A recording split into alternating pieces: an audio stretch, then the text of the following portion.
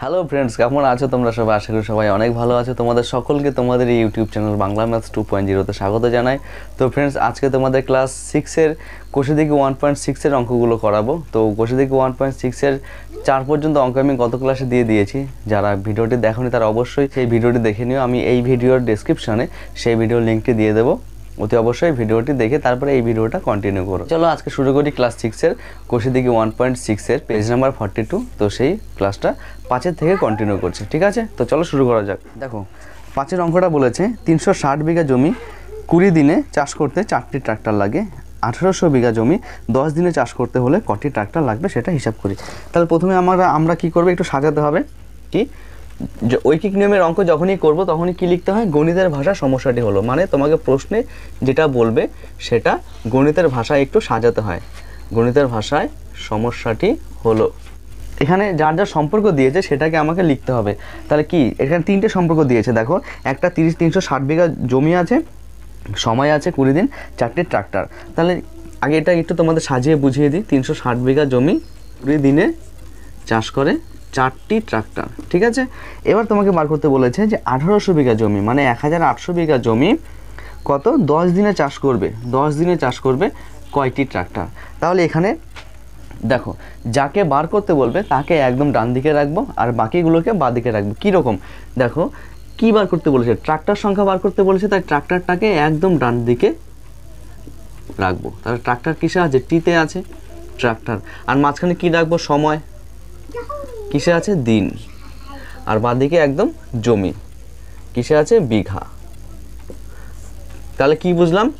সম্পর্কগুলো লিখবো, তাদের সাথে এককগুলো তাদের সাথে দিয়ে দেব। এবার প্রথম যে লাইনটা বলেছে সে প্রথম লাইনটা আমরা এই ঘরে বসাবো। কি বলেছে? বিঘার ঘরে কত বলেছে? 360 বিঘা জমি লিখলাম। সময় কত বলেছে? 20 দিন। তার মানে এই 360 বিঘা জমি 20 দিনে চাষ করে কয়টি ট্রাক্টর লাগে? 4টি। এবার 1800 বিঘা জমি চাষ করবে কত? 10 দিনে। তাহলে কতগুলো ট্রাক্টর লাগবে সেটা হিসাব করে দেখতে বলেছে। তাহলে প্রথমে আমরা ঐকিক নিয়মের অঙ্ক করার শুরুতে কি করব? সম্পর্ক বার করব। কি করে সম্পর্ক? সম্পর্ক দু ধরনের হয়, একটা সরল সম্পর্ক, একটা ব্যস্ত সম্পর্ক। সরল সম্পর্ক কোনটা? যদি এই দিকেও বাড়ে, যেটা বার করতে বলবে সেটাও বাড়ে, দুই দিকে বাড়ে অথবা দুই দিকে কমলে সেটা হচ্ছে সরল সম্পর্ক। আর একদিকে বাড়লো আরেক দিকে কমলো, কিংবা একদিকে কমলো আরেক দিকে বাড়লো, সেটা হয়ে যায় ব্যস্ত সম্পর্ক। সম্পর্ক কি করে বার করব? যদি একটা না থাকতো তাহলে দুটোর মধ্যে সম্পর্ক বার করতাম। এখানে 3টে রাশি দিয়েছে, তাহলে কি করব? একটাকে স্থির ধরবো, বাকি দুটোর মধ্যে সম্পর্ক বার করব। তাহলে কি, যখন জমি স্থির তখন সময় বাড়লে ট্রাক্টর কি হবে? এটা একটু হিসাব করে দেখতে হয়। দেখো জমি আমার একই আছে, 20 দিনে আমি একটি জমি চাষ করব, 4টে ট্রাক্টর লাগবে। আমি মনে করো 10 দিনে করব, তাহলে কি সময় কম পেয়ে যাচ্ছে? তাহলে সময় কম পেয়ে যাচ্ছে, আমার ট্রাক্টর বেশি লাগবে না কম লাগবে? তাহলে অল্প সময়ের মধ্যে আমার একই জমি চাষ করবো, তাহলে কি ট্রাক্টর আমার বেশি যোগ করতে হবে, তাই তো? তাহলে যদি সময় কম পাই ট্রাক্টর বেশি লাগবে, যদি সময় বেশি পাই ট্রাক্টর কম লাগবে। সময় বেশি পেয়েছি, আমি অল্প ট্রাক্টর দিয়ে জমিটা চাষ করতে পারবো, তাই তো? তাহলে এগুলো একটু বুঝে সম্পর্কটা বার করতে হবে। তাহলে সময় বাড়লে ট্রাক্টর কমবে, তাই তো? সুতরাং সময় ও ট্রাক্টর পরস্পর ব্যস্ত সম্পর্ক। ব্যস্ত সম্পর্ক। কি বললাম? এটা বাড়লো এটা কমলো, তাই ব্যস্ত সম্পর্ক হয়ে গেল। দেখো এবার জমিটাকে স্থির রেখেছি, এবার কি স্থির করব? সময়টাকে স্থির করব। যখন সময় স্থির তখন জমি বাড়লে ট্রাক্টর কি হবে? বাড়বে না কমবে? দেখো আমার সময়টা একই আছে, 360 বিঘা জমি চাষ করি 4টি ট্রাক্টর দিয়ে। এবার আমি একই সময় পাচ্ছি, জমির পরিমাণ বেড়ে গেল 1800 বিঘা জমি। তাহলে আমি কি ট্রাক্টর অনেক বেশি লাগাতে হবে? কেন কি, আমি সময় তো একই পাচ্ছি, সময় তো বেশি পাচ্ছি না। তাহলে জমি বাড়লে ট্রাক্টর বেড়ে যাচ্ছে, ট্রাক্টর বাড়বে। সুতরাং জমি ও ট্রাক্টর পরস্পর সরল সম্পর্ক। বোঝা গেল? এবার আমরা অঙ্কটা করব। এখানে জায়গাটা বেশি লাগবে তাই এই লাইনটা মুছে দিই। দেখো এবার গণিতের ভাষায় যে সমস্যাটা লিখেছি সেটাই আমরা এখানে কথায় লিখব। যেটা বার করতে বলেছে সেটা ডান দিকেই রাখবো। তাহলে কি লিখব? 360 বিঘা জমি 20 দিনে চাষ করে 4টি ট্রাক্টর। ঠিক আছে, তাহলে ঐকিক নিয়মের প্রথমে একে একে বার করতে হয়, তারপরে যেটাতে বার করতে বলে সেটাকে বার করব। ঠিক আছে, তাহলে প্রথমে আমরা এটাকে 1 বিঘা করি।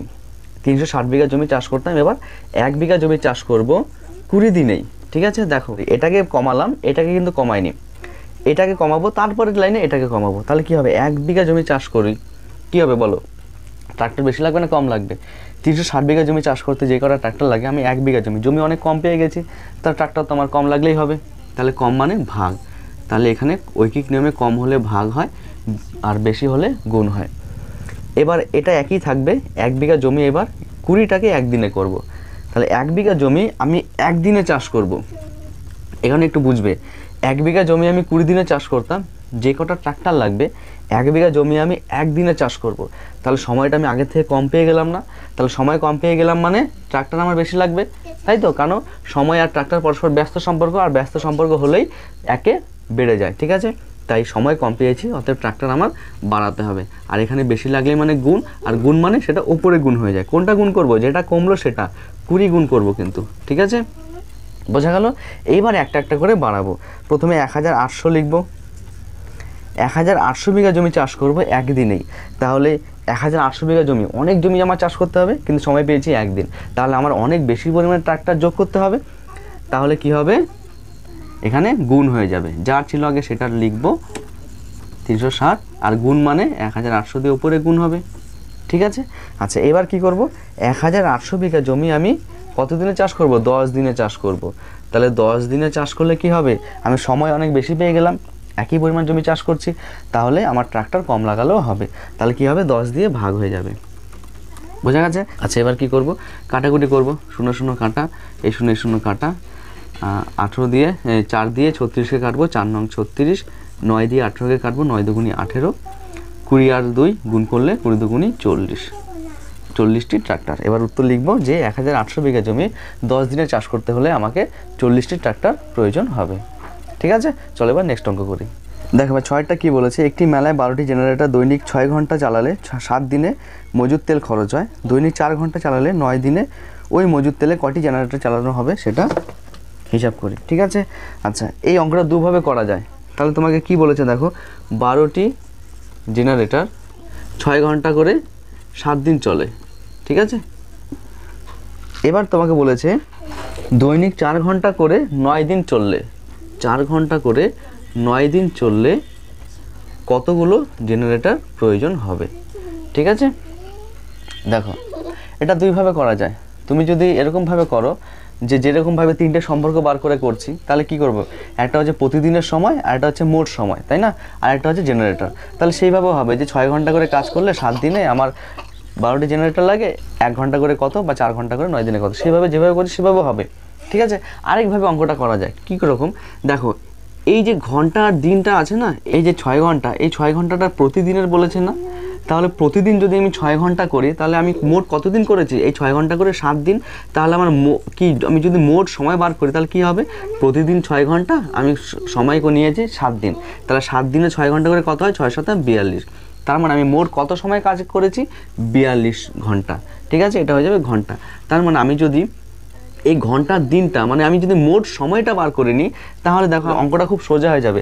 যেখানে 3টে সম্পর্ক ছিল সেখানে আমার 2টো সম্পর্ক চলে আসবে। ঠিক আছে, তাহলে এখানে একটা জিনিস কি, সেটা কি লিখবো, একটা হচ্ছে মোট সময়, আর এটা কি বার করতে হলো, জেনারেটর, সেটা টি আছে। আর মোট সময় কিসে বার করব, আমরা ঘন্টায় বার করব। কেন, ঘন্টা আর দিন গুণ করলে ঘন্টা পাবো, এটা সরাসরি করব। ঠিক আছে, দেখো প্রথমে কি বলেছে যে 12টি জেনারেটর 6 ঘন্টা করে 7 দিন চলে, তাহলে 6 ঘন্টা করে 7 দিন, অতএব 6 7 42 ঘন্টা হয়ে গেল। কয়টি জেনারেটর, 12টি জেনারেটর। এবার বলেছে 4 ঘন্টা করে 9 দিন, তাহলে কী হবে, 4 নং 36, তাহলে 36 ঘন্টা করে কাজ করলে কয়টি জেনারেটর লাগবে সেটা বার করতে হবে। তাহলে এবার দেখো সম্পর্কটা বার করতে হবে। তাহলে কি লিখবো, আমি মুখে বলি, তোমরা লিখে নাও। এখানে মোট সময় বাড়লে জেনারেটর বাড়বে না কমবে সেটা বলো। দেখো 42 ঘন্টা যদি কাজ করি 12টি জেনারেটর লাগবে, আমি সময় পেয়ে গেছি, তাহলে তো আমার অল্প জেনারেটরে কাজ হয়ে যাবে, তাই না, আমি অনেক সময় পেয়ে গেছি, তাহলে এটা বিপরীত সম্পর্ক। যদি মোট সময় বাড়ে জেনারেটর কমবে। ঠিক আছে, এবার অঙ্ক করা শুরু করি। কি করব, 42 ঘন্টা কাজ করলে জেনারেটর লাগে কয়টি? 12টি। ঠিক আছে, তাহলে এবার 1 ঘন্টা করে কাজ করব, তাহলে আমার জেনারেটর বেশি লাগবে না কম লাগবে? 42 ঘন্টা কাজ করে আমি 12টি জেনারেটর কাজ করতে পারি। তাহলে এবার 1 ঘন্টা কাজ করব, তাহলে আমার তো জেনারেটর অনেক লাগবে, তাই না? আমি কাজটি 1 ঘন্টার মধ্যে কমপ্লিট করতে হবে। তাই একে কি, যেহেতু এটা ব্যস্ত সম্পর্ক, তাই একে বেড়ে যাবে, তাই কি হবে? গুণ হয়ে যাবে। ঠিক আছে, সম্পর্কটা ভালো মতো বুঝবে। এইবার কত? 36 ঘন্টা কাজ করব। তাহলে আগের লাইনে আগে 1 ঘন্টা করে করেছি, তাই জেনারেটর এই পরিমাণ লেগেছে। এবার সময় বেশি পেয়ে গেছি, অতএব জেনারেটর আমার কম হলেও চলবে, তাই কম মানে ভাগ হয়ে যাবে। যেটার সাথে যেটা আছে সেটার সাথে ভাগ করব। কি ভাগ করব? 36টা ভাগ করব। কাটাকুটি করো, 12 দিয়ে সরাসরি কাটবো 36কে, 3 বারং 36, আর 3 দিয়ে 42কে কাটলে 3 একে 3, 3 4 12, 3 14 42, সুতরাং 14টি। সুতরাং একইভাবে উত্তর লিখব কি, যে দৈনিক 4 ঘন্টা চালালে 9 দিনে মজুদ তেলে 14টি জেনারেটর চলবে। বোঝা গেছে? চলো এবার নেক্সট অঙ্ক করি। সাথেরটা কি বলেছে দেখো, 15টি ভ্যান 40 মিনিটে 75 কুইন্টাল সবজি টানতে পারে। 20টি ভ্যান 100 কুইন্টাল সবজি টানতে কত সময় নেবে সেটা হিসাব করি। 15টি ভ্যান 40 মিনিটে কত? 75 কুইন্টাল সবজি টানে। 20টি ভ্যান 100 কুইন্টাল, এটা কুইন্টাল, 100 কুইন্টাল সবজি টানবে, কত সময় নেবে? তাহলে আমাকে সময় বার করতে হবে। ঠিক আছে, তাহলে যেটা বার করতে হবে সেটাকে ডান দিকে রাখবো। তাহলে সময় বার করতে বলেছে, তাই সময় নিয়ে নিলাম একদম ডান দিকে। সময় কিসে আছে? মিনিটে।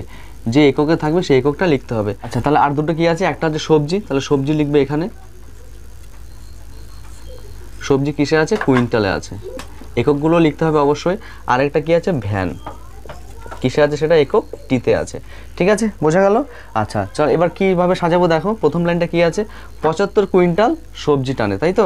তাহলে 75 হবে সবজির ঘরে, 40 মিনিটে সময় দেওয়া আছে 40 মিনিট। কতগুলো ভ্যান? 15টি ভ্যান। এবার বলেছে 20টি ভ্যান 100 কুইন্টাল সবজি টানবে, কত সময় নেবে? কেমন? আচ্ছা, তাহলে দেখো সম্পর্ক বার করতে হবে। একইভাবে লিখব কি, যখন ভ্যান স্থির তখন সবজি বাড়লে সময় বেশি লাগবে না কম লাগবে? সবজি ভ্যান আমার একই পরিমাণ ভ্যান টানছি, ঠিক আছে? তাহলে সবজি বেড়ে গেল, তাহলে সময় তো অবশ্যই বেশি লাগবে। সবজি বাড়লে সময় বেড়ে যাবে, সুতরাং সবজি ও সময় পরস্পর সরল সম্পর্কে আছে। এইবার যখন লিখব কি, আবার যখন সবজি স্থির তখন ভ্যান বাড়লে, দেখো ভ্যান বেশি পেয়েছি, সবজি আমার একই আছে, তাহলে ভ্যান বেশি পেয়েছি, সবজি আমার একই আছে, তাহলে সময় তো আমার অনেক কম লাগবে, তাই না? কারণ আমার বেশি ভ্যান পেয়েছি, বেশি ভ্যানের মধ্যে সবজিগুলো একবারে লোড করে নেব, তাহলে সময়টা অনেক কম পেয়ে যাব, তাই তো? তাহলে কি, ভ্যান বাড়লে সময় কমবে, তাই ভ্যান ও সময় পরস্পর ব্যস্ত সম্পর্ক। বোঝা গেছে? এবার এগুলো মুছে অঙ্কটা করি। দেখো এবার কিভাবে করব, কি লিখব? 15টি ভ্যান 75 কুইন্টাল সবজি টানে 40 মিনিটে। ঠিক আছে, এবার একটা একটা করে কমাবো। এবার লিখব কি, একটি ভ্যান। তাহলে দেখো একটি ভ্যান 75 কুইন্টাল সবজি টানবে, আমার সময় বেশি লাগবে না কম লাগবে? অনেক সময় বেশি লেগে যাবে, তাই না? তাহলে সময় বেশি লাগবে মানে গুণ হবে। কত গুণ করব? 15 গুণ করব মিনিট। এবার একটি ভ্যান আমার 1 কুইন্টাল মাল টানবে, তাহলে সময় অনেক কম লাগবে, তাহলে সেই ক্ষেত্রে ভাগ হবে। ভাগ মানে নিচে গুণ 75। এবার একটা একটা করে বাড়াবো। এবার 20টি ভ্যান, দেখো 20টি ভ্যান 1 কুইন্টাল মালই টানবে, তাহলে 20টি ভ্যান যদি 1 কুইন্টাল মাল টানে, আমি সময় অনেক কম লাগবে, তাহলে সময় কম লাগবে মানে কি, ভাগ, নিচে ভাগ হবে 20। এবার 20টি ভ্যান কি 100 কুইন্টাল মাল টানবে, তাহলে 20টি ভ্যান যদি 100 কুইন্টাল মাল টানে, আমি তো সময় অনেক বেশি লাগবে, তাই তো? তাহলে সময় অনেক বেশি লাগবে, তাহলে সেই ক্ষেত্রে গুণ হয়ে যাবে, 100 দিয়ে গুণ করলাম। এখানেই হতো কিন্তু এখানে জায়গা নেই, আমি সরাসরি এখানে করে ফেললাম। ঠিক আছে, কাটাকুটি করব। এই শূন্যর সাথে শূন্য কেটে দিলাম, 2 দিয়ে 4কে কাটলে 2 দুগুণে 4। আচ্ছা, 15 দিয়ে 75কে কাটলে কত হয়? 5 15 75। আর 5 দিয়ে 100কে কাটবো, 5 20 100। ঠিক আছে, কাটাকুটিটা তোমরা নিজেরাও করবে। ঠিক আছে, আর তাহলে কত হলো দেখো, 20 দুগুণে 40, তার মানে 40 মিনিট। দেখো উত্তর আমার 15টি ভ্যান 75 কুইন্টাল মাল টানতে 40 মিনিট লাগে, এটাও 40 মিনিটই লাগবে। ঠিক আছে, আশা করি বোঝা গেছে। এবার চলো 8 নম্বরের অঙ্কটা করি। দেখো এবার 8এরটা কি আছে, হোস্টেলে 20 জন ছাত্রের 30 দিনের জন্য 150 কিগ্রা আটা মজুদ রাখা আছে, কিন্তু 30 কিগ্রা আটা নষ্ট হয়ে গেছে ও 5 জন ছাত্র বাড়ি চলে গেছে, তাহলে বাকি আটায় অবশিষ্টাংশ কতদিন চলবে? তাহলে প্রথমে বলেছে 20 জন ছাত্র আছে, 150 কিগ্রা আটা মজুদ আছে, 150 কিগ্রা আটা 150 কেজি আটা মজুদ আছে, কতদিন যায়? 30 দিন। ঠিক আছে, তাহলে এবার বলেছে যে 5 জন ছাত্র বাড়ি চলে যায়, তার মানে 5 জন ছাত্র বাড়ি চলে গেলে 15 জন পড়ে রইলো। ঠিক আছে, আবার বলতে 30 কিগ্রা আটা নষ্ট হয়ে গেছে, তার মানে 30 কিগ্রা আটা যদি নষ্ট হয়ে যায় তাহলে 120 কিগ্রা পড়ে রইলো, কতদিন চলবে সেটাই বার করতে হবে। ঠিক আছে, তাহলে এখানে সময় বার করতে বলেছে, সময়টাকে রাখবো ডান দিকে, সময় কিসে আছে? দিনে। ঠিক আছে, আচ্ছা আটা আছে কিসে? কিগ্রা। আর আছে কি? ছাত্র। ছাত্র কিসে আছে? জোনে। হয়ে গেল। এবার এটাকে সাজাবো। প্রথমে বলেছে 20 জন ছাত্র, কত কিগ্রা? 150 কিগ্রা আটা, কতদিন যায়? 30 দিন যায়। এইবার বলেছে 5 জন বাড়ি চলে গেছে, তার মানে 5 বিয়োগ করব, কত থাকে? 15 জন 150 থেকে কত বিয়োগ করব? 30 কিগ্রা আটা নষ্ট হয়ে গেছে, তার মানে 120 কিগ্রা আছে, কতদিন যায় সেটা বার করতে হবে। ঠিক আছে, আর এখানে একইভাবে সম্পর্ক বার করব কি, যখন লিখবো যখন ছাত্র স্থির তখন আটা বাড়লে সময় বেশি যাবে না কম যাবে?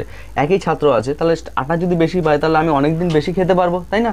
তাহলে আটা বাড়লে সময় বেশি পাবো, সুতরাং আটা ও সময় পরস্পর সরল সম্পর্ক। আমি যেটা বললাম সেটা কিন্তু লিখতে হবে, প্রত্যেকটা অঙ্কের মধ্যে সম্পর্ক বার করতে হবে। ঠিক আছে, আচ্ছা এবার কি করব? ওটা সম্পর্ক পেয়ে গেলাম। এবার লিখবো কি, যখন আটা স্থির তখন ছাত্র বাড়লে সময় নিশ্চয়ই কমবে, তাই না? কারণ আমরা ছাত্র বেশি পেয়ে গেছি, তাহলে ছাত্র বেশি মানে ওই আটা বেশি দিন ধরে খেতে পারবো না, অল্প দিনে শেষ হয়ে যাবে, তাই ছাত্র বাড়লে সময় কমবে, সুতরাং ছাত্র ও সময় পরস্পর ব্যস্ত সম্পর্ক। এবার অঙ্ক করি, চলো কি লিখব? 20 জন ছাত্র 150 কিগ্রা আটা খায় 30 দিনে, বা আটা শেষ করে 30 দিনে। ঠিক আছে, এবার একইভাবে একটা একটা করে কমাবো। লিখবো কি, একজন ছাত্র, দেখো একজন ছাত্র 150 কিগ্রা আটাই খাবে, তাহলে কি অনেক বেশি দিন ধরে খেতে পারবে, তাই বেশি মানে কি গুণ, 30-এর সাথে 20 গুণ হয়ে যাবে।